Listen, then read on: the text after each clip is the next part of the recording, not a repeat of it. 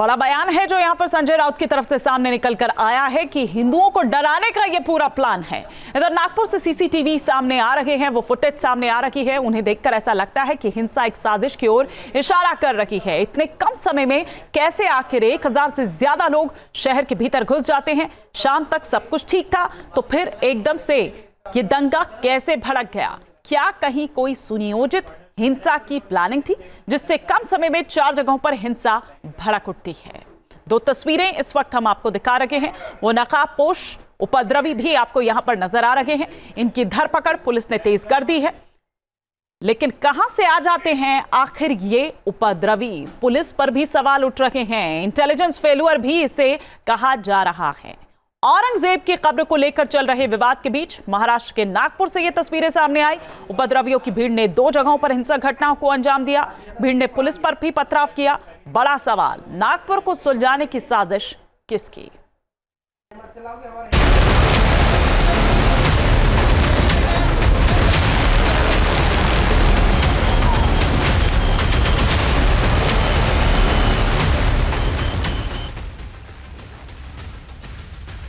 आगजनी, तोड़फोड़, बवाल और अराजकता। उपद्रवियों की बेकाबू भीड़ नागपुर को साजिश की आग में झोंकती नजर आई।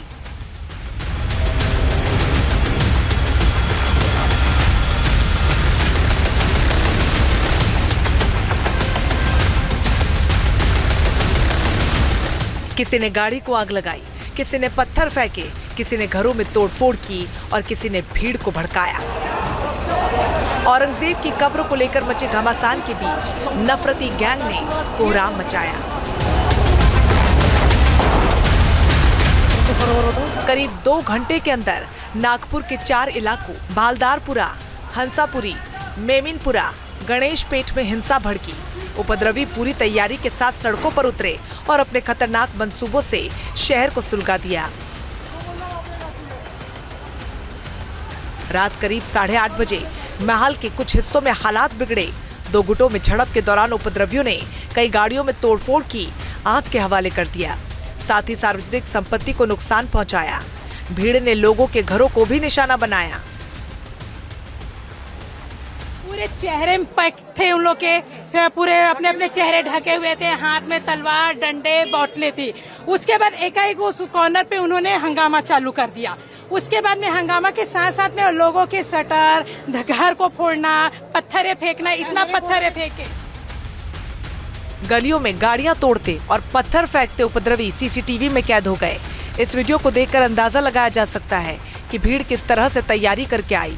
लाठी डंडे और रॉड लेकर दंगाइयों ने पूरे इलाके में दहशत फैलाई। सुनसान गली में अचानक लोगों का हुजूम आया। पहले एक व्यक्ति लगातार पत्थर फेंकता रहा, उसके बाद लाठी डंडों से लैस उपद्रवियों ने गाड़ियों पर ताबड़तोड़ अटैक किया। एक साथ खड़ी 2 गाड़ियों को निशाना बनाया और उसके बाद सभी लोग वहां से फरार हो गए। भीड़ ने चुन चुन कर लोगों के घरों को निशाना बनाया। साजिश के तहत पत्थर फेंके और तोड़फोड़ भी की। ज्यादातर उपद्रवी कपड़े से चेहरा ढककर आए थे ताकि उन्हें कोई पहचान न सके।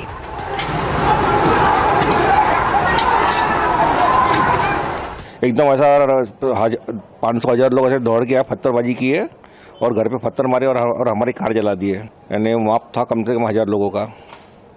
और किस तरीके से इस एरिया में उन्होंने नुकसान पहुंचाया? यानी कम से कम 25 से 30 गाड़ी उन्होंने तोड़फोड़ कर दी है, कांच फोड़ दिए गाड़ी के। उपद्रवियों की भीड़ अचानक सड़कों पर उतरी और अलग अलग गलियों में जाकर उत्पात मचाने लगी। जब तक कोई कुछ समझ पाता तब तक दंगाइयों ने दहशत फैलाना शुरू कर दिया। चश्मदीदों के मुताबिक 500 से 1000 उपद्रवियों की भीड़ ने पूरे इलाके में तांडव मचाया।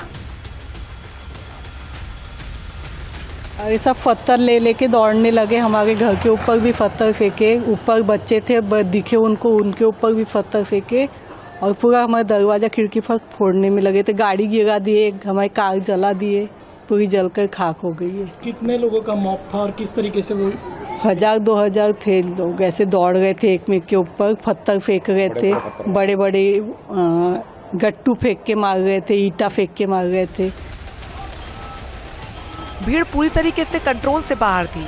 लोगों को कुछ समझ नहीं आया कि अचानक सैकड़ों लोग कहां से आ गए और वो चाहते क्या हैं। उपद्रवियों ने ऐसा तांडव मचाया कि कई घंटे बाद भी लोग सहमे हुए नजर आए। दंगाइयों ने लोगों के घरों की खिड़की दरवाजों पर पत्थरों से हमला किया, जबकि घर के बाहर खड़ी गाड़ियों को आग के हवाले कर दिया। नहीं, ये किसी मिसकम्युनिकेशन के कारण ये घटना घटी है। अभी सिचुएशन कंट्रोल में है। हमने अपना फोर्स पूरा यहाँ पे स्ट्रांग है। सबसे हम अपील करते हैं कि कोई बाहर ना निकलिए और इसका पालन कीजिए और पत्थरबाजी ना करिए। काफ़ी पत्थरबाजी वहाँ से हो रही है, तो हमने उनको आगे शो ऑफ फोर्स किया था, उन पे टीयर गैस का भी वापर किया था। अभी सिचुएशन कंट्रोल में। कई छोटी छोटी कोई गाड़ी को एक आग लगाई है, तो उसको हमने फायर ब्रिगेड बुला के उसको भी हमने प्रोटेक्टिव सपोर्ट फोर्स देके उसको भी बुझाया है। पुलिस कर्मी भी इंजर्ड हुए हैं। हाँ, थोड़े बहुत इंजोर हुए हैं, कुछ आगे पीछे। मेरा भी थोड़ा सा पैर इंजोर हुआ है पत्थरबाजी में। पुलिस ने उपद्रवी भीड़ को समझाने की कोशिश की, लेकिन उपद्रवी तांडव मचाने पर आमादा थे। जो पुलिस वाले शांति बनाए रखने की अपील कर रहे थे, उन पर भी पथराव कर दिया गया। इस हिंसा में कुछ पुलिसकर्मी जख्मी हुए। मेरी दुकान में बंद किया 10:30 बजे। मेरे किराना स्टोर की दुकान बंद करके आया। मैं खाना खाने बैठा, शोरगुल हो रहा था। मैं ऐसे ही कुछ समझ नहीं आ रहा था। फिर एकदम से पत्थर मारना, लाठी चलना। मैं एकदम से घर बाहर जाके देखा तो वहाँ से गाड़ियों को घसीट के फोड़ रहे, गाड़ी को, गाड़ी पे आग लगा रहे। 3 लोग अंदर घुसे। उन लोग को ऊपर से भैया लोग ने चिल्लाए, एक तो उन लोग निकल गए। मैं वो बेचारा पूरी गाड़ी ऐसे जल के ऊपर तक अंगार जल रही थी, वो पूरी गाड़ी थी। मैं आया पानी का पाइप लेके गाड़ी को मैं कैसे बुझाने के लिए, तो मेरे को पत्थर फेंक के मार दिए। अराजक भीड़ पर काबू पाने के लिए पुलिस ने पहले लाठीचार्ज किया और उसके बाद आंसू गैस के गोले छोड़े। मौके पर ही कई उपद्रवियों को पकड़ा गया।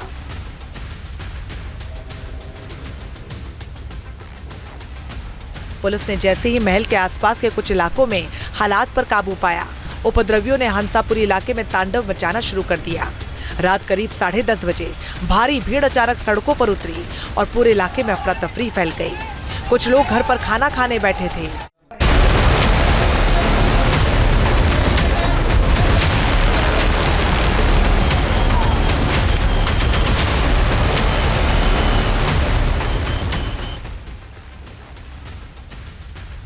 आगजनी, तोड़फोड़, बवाल और अराजकता।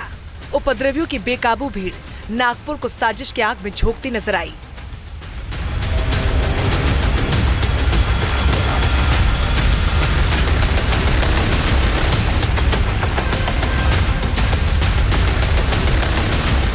किसी ने गाड़ी को आग लगाई, किसी ने पत्थर फेंके, किसी ने घरों में तोड़फोड़ की और किसी ने भीड़ को भड़काया। औरंगजेब की कब्र को लेकर मचे घमासान के बीच नफरती गैंग ने कोहराम मचाया। करीब 2 घंटे के अंदर नागपुर के 4 इलाकों बालदारपुरा, हंसापुरी, मेमिनपुरा, गणेशपेट में हिंसा भड़की। उपद्रवी पूरी तैयारी के साथ सड़कों पर उतरे और अपने खतरनाक मंसूबों से शहर को सुलगा दिया। न्यूज नेशन अब व्हाट्सएप पर खबरों के ताजा अपडेट के लिए न्यूज नेशन के इस QR कोड को स्कैन करें।